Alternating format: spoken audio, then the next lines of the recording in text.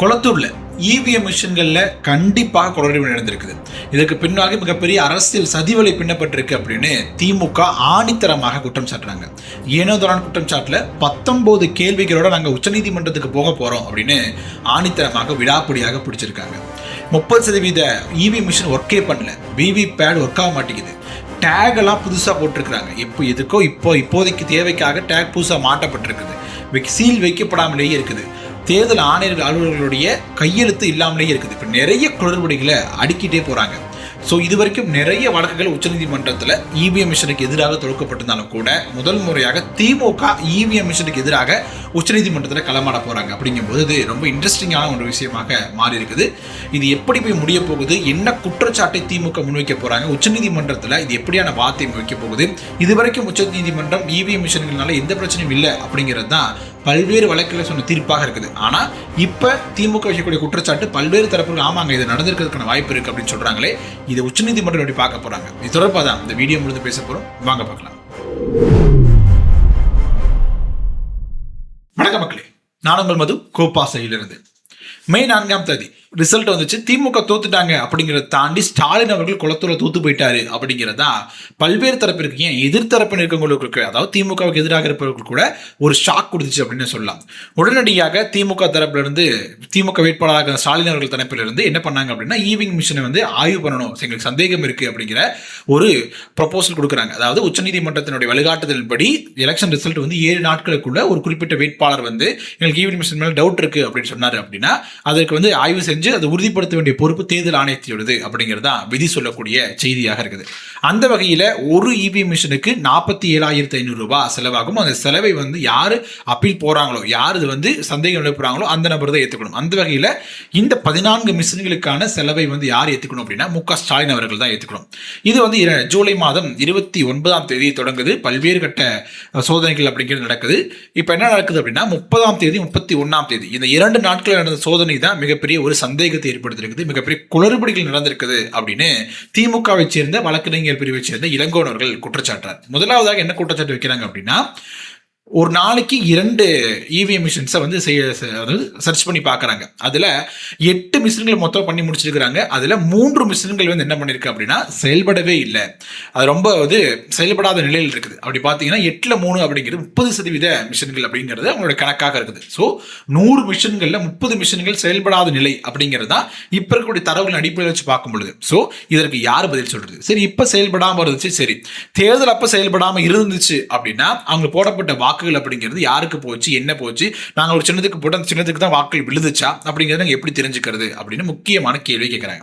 இன்னொரு பக்கம் அடுத்த குற்றச்சாட்டு வைக்கிறாங்க அப்படின்னா விவி பேட் அப்படிதான் வந்து, அதாவது அந்த வாக்குச்சீட்டு இருக்கு இல்லையா, அந்த வாக்குச்சீட்டு வந்து செயல்படல, அந்த விவி பேடோடைய எண்ணிக்கையை வந்து செயல்படுத்த முடியல அப்படிங்கிற மாதிரியான குற்றச்சாட்டை வைக்கிறாங்க. அதாவது 442 வாக்குகள், அது மொத்தம் 500 வாக்குகள் பதிவு பண்ணுவாங்க. அதில் 442 வாக்குகள் பதிவு பண்ண வரைக்கும் சரியாக இருந்துச்சு, அதற்கு பிறகுதான் செய்யலாமல் போச்சு அப்படிங்கிறது தேர்தல் ஆணையத்தினுடைய அந்த அலுவலர் இருக்காரியா அவருடைய விளக்கமா இருக்குது. அந்த நேரத்தில் திமுக என்ன கேட்கிறாங்க அப்படின்னா, அப்போ 442 வாக்குகளுக்கு அப்புறம் ஒரு எரர் வந்துருச்சு அப்படின்னா அதற்கு பிறகு நீங்கள் வந்து வாக்குப்பதிவு திருப்பி வேற மிஷின் வைக்கும்போது இதுவரைக்கும் பதிவான வாக்குகளை எப்படி நம்ம கணக்கில் எடுத்துக்கிறது, அது எந்த வகையில் நாங்கள் உறுதிப்படுத்துவதாக நாங்கள் நம்ப முடியும் அப்படிங்கிற மிக முக்கியமான கேள்வியை கேட்டிருக்கிறாங்க. ஸோ இவிஎம் குளறுபடி தொடர்பாக பல்வேறு விதமான சந்தேகங்கள் ஆதாரப்பூர்வமாக நிரூபிக்கப்பட்டிருக்கிறது அப்படின்னு எதிர்க்கட்சிகள் தொடர்ந்து சொல்லிட்டு இருக்கிறாங்க, தரவுகளோடு எடுத்து காட்டிட்டும் இருக்கிறாங்க. ஆனால் தேர்தல் ஆணையத்தில் சரியான விளக்கம் அப்படின்னு கொடுக்கல. இது வரைக்கும் திமுக வந்து பார்த்தீங்கன்னா இவிஎம் இஷ்யூவில் பெருசாக தலை காட்டாமல் தான் இருந்திருக்காங்க. இது வரைக்கும் பெருசாக அளவில் இவிஎம்க்கு எதிராக குரல் கொடுத்துருக்காங்களா அப்படின்னா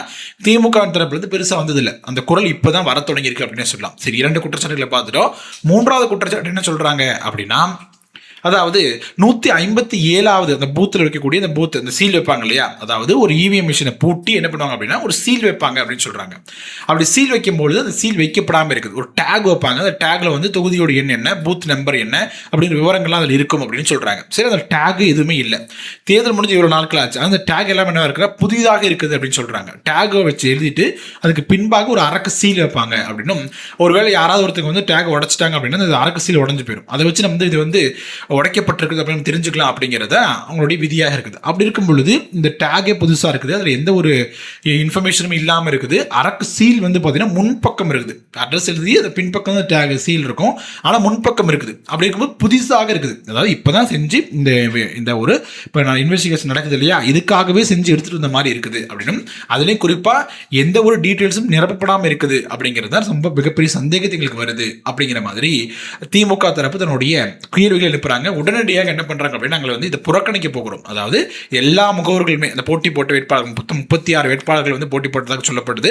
36 வேட்பாளர்களுடைய முகவர்களும் அங்கே இருப்பாங்க. அவங்க முன்னாடி தான் 14 இவிஎம் மிஷின்களையும் ஆய்வு பண்ணப்படும். இப்போ என்ன பண்ணாங்க, திமுக நாங்கள் புறக்கணிக்க போகிறோம்னு சொல்லிட்டாங்க. தேர்தல் ஆணையம் என்ன சொல்லியிருக்காரு அப்படின்னா, நாங்கள் யார் இருந்தாலும் இல்லாட்டும் இந்த சோதனை அப்படிங்கிறது தொடர்ந்து நடக்கும் அப்படிங்கிற மாதிரி தங்களுடைய கருத்தை பதிவு பண்ணியிருக்கிறாங்க. இங்கே எந்த ஒரு குளறுபடியுமே கிடையாது, அனைத்துமே சரியாகத்தான் இருக்குது. 100% வாக்கு எண்ணிக்கை சரியாக இருக்குது. ஒரே ஒரு எரர் மட்டும் வந்துச்சு, அந்த எரரை வந்து சரி பண்ணியிருக்கிறோம் அப்படிங்கிற மாதிரியான விளக்கங்களை கொடுத்துருக்காங்க. இருந்தாலும் திமுக முற்றிலுமாக நிராகரிச்சிருக்கிறாங்க. நாங்கள் 19 விதமான கேள்விகளை கேட்டிருக்கிறாங்க.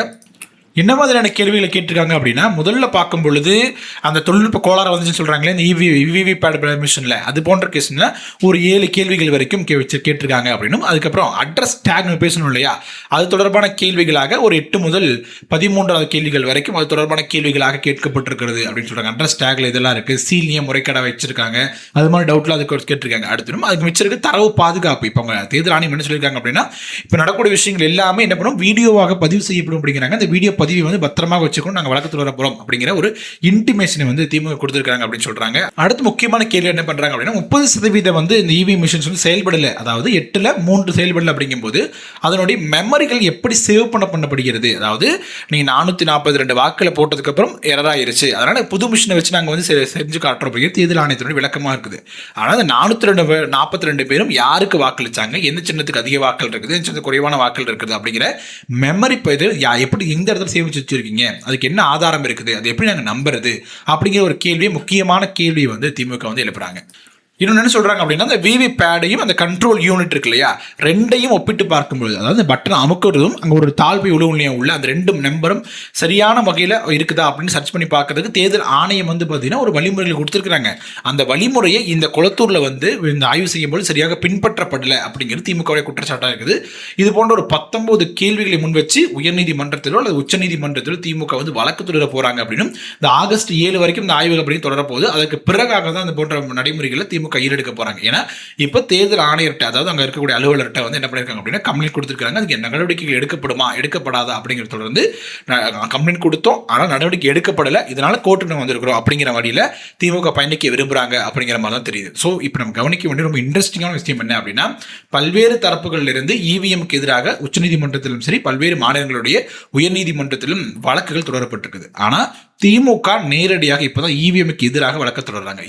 திமுகவினுடைய சட்ட அணி அப்படிங்கிறது ரொம்பவும் வலிமையாக இருக்கக்கூடிய அணி தான், எதிர்த்தரப்பு கூட ஏற்றுக்கொள்ளக்கூடிய ஒரு வகையில் திமுக சட்டக்குழுக்கள் வந்து ரொம்ப வலிமையாக இருக்குவாங்க. ஆளுநருக்கு எதிராகவும் மத்திய அரசுக்கு எதிராக கூட நிறைய வழக்குகளில் வெற்றி பெற்றக்கூடிய ஒரு சட்டக்குழுவை வச்சிருக்கக்கூடிய ஒருத்தராக திமுககள் இருக்கிறாங்க. அப்படி இருக்கும் பொழுது இவிஎம் மிஷனுக்கு எதிராக எப்படி திமுக உச்சநீதிமன்றத்திலோ இல்லை உயர்நீதிமன்றத்திலோ களமாட போறாங்க, அது எப்படிங்கிறது தான் நம்ம ஆவலோடு காத்திருக்கிறோம். இது போன்ற கருத்துக்களை எப்படி முன்வைக்க போறாங்க, இல்லை பல்வேறு மாநிலங்களில் குளறுபடிகள், மேற்கொங்க ஒரு குறிப்பிட்ட மாநில ஒரு வாக்குச்சாவடியில் இருக்கக்கூடிய 98% வாக்குகள் முஸ்லீம்களாக இருந்தாலும் கூட 98% பாஜக தான் விழுந்துச்சு அப்படிங்கிற மாதிரி நமக்கு பார்த்தோம். அதே மாதிரி ஆந்திராவில் இருக்கக்கூடிய அந்த தரவுகளோடு விளக்கப்பட்டதை நாம் பார்த்தோம். ஒரு குறிப்பிட்ட மாநிலத்தில் 4000 இவிஎம் மிஷின்கள் நெருப்பில் வெந்து போயிருச்சு அப்படிங்கிற விஷயத்தை நாம் பார்த்தோம். இது மாதிரி நிறைய விளக்கு, அதாவது 2 பட்டனுக்கு மேலே நமக்கு திருப்பி பாஜகவுக்கு வாக்கள் தொடர்ந்து செல்வது போன்று இருக்குது அப்படிங்கிற கம்ப்ளைண்ட் அங்கங்கே எழுவுறதை நம்ம பார்க்குறோம். அப்படின்னு நிறைய குற்றச்சாட்டுகள் இவிஎம் மீது இருந்தாலும் கூட அவங்க எதுவுமே ஆதாரத்தோடு நிரூபிக்கப்படலை அப்படிங்கிறதா உச்சநீதிமன்றம் தரப்பு சொல்லக்கூடிய வாதமாக இருக்குது. அப்படி இருக்கும்போது இவிஎம் மிஷின் தொடர்பாக திமுக ஒரு வழக்கை கொண்டு போகும்போது உச்சநீதிமன்றம் எப்படி கொண்டு போவாங்க, எப்படி ஆதாரங்களை சப்மிட் பண்ண போறாங்க, எப்படி வாதம் பிரதிவாதம் இருக்க போகுது அப்படிங்கிறத நம்ம பொறுத்து இருந்தா பார்க்கணும். ஒருவேளை இந்த தேர்தல் குளறுபடி அப்படிங்கிற நிரூபிக்கப்பட்டுச்சு அப்படின்னா அது மிகப்பெரிய ஒரு அரசியல் மாற்றமாகவே இருக்கும். இவிஎம்க்கு எதிராக இருக்கக்கூடிய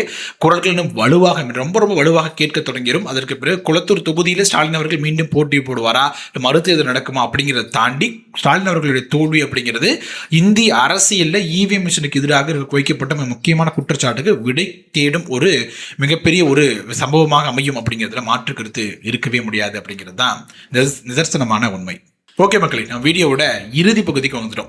இவிஎம் மிஷின் அப்படிங்கிறது தொடர்பாக பல்வேறு விதமான குற்றச்சாட்டுகள் தொடர்ந்து வந்துகிட்டே இருக்குது.